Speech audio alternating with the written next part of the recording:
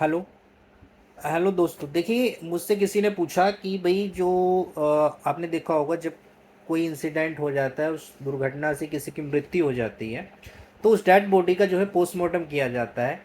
तो ये पोस्टमार्टम किया क्यों जाता है? देखिए, पोस्टमार्टम कराने का पर्पस केवल यही है कि जो डेथ ऑफ कोज है उसको जानना, कि भाई इसकी डेथ कैसे हुई है। और ये इसलिए जाना जाता है, मान लो एक एग्जांपल से समझाता हूँ मैं आपको।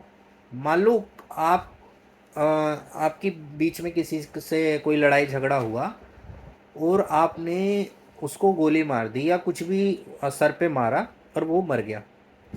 अब यहाँ पर जो है उसका पोस्टमार्टम किया जाएगा। पोस्टमार्टम पे अगर ये आता है कि भाई उसका जो है डेथ जो हुई है वो चोट लगने पर हुई है, जो आपने मारा है, जो इंजरी की है उससे हुई है, तो आप जो है मर्डर के लिए लायबल हो जाएंगे या कल्पेबल होमिसाइड जो भी सिचुएशन होगी उस पर लायबल हो जाएंगे।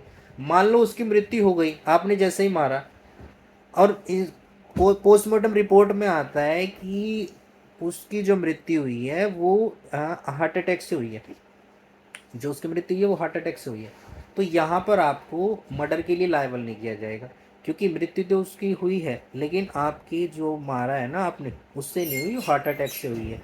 तो आप का जो भी ग्रीवियस हर्ट के लिए जो बनेगा, आपने जो मारा वो तो उसके लिए तो आप पनिशेबल होंगे ही होंगे, लेकिन मर्डर के लिए नहीं होंगे, क्योंकि जो पोस्टमार्टम रिपोर्ट दिखा रही है वो दिखा रही है कि भाई हार्ट अटैक से मरा है। तो इसीलिए तो यही पर्पस होता है पोस्टमार्टम कराने का, किसी भी डेड बॉडी का जो पोस्टमार्टम कराया जाता है इसलिए कराया जाता है। और दूसरा ये, आप जैसे कोई एक्सीडेंटल केस हो गए तो यहाँ पर पोस्टमार्टम किया जाता है गवर्नमेंट से क्लेम करने के लिए, है ना, या थर्ड पार्टी से क्लेम कर, थर्ड पार्टी इंश्योरेंस जो क्लेम होता है वो क्लेम करने के लिए भी ये किया जाता है। तो आप आशा करते हो समझ गए होंगे कि ऐसा क्यों किया जाता है। ठीक है।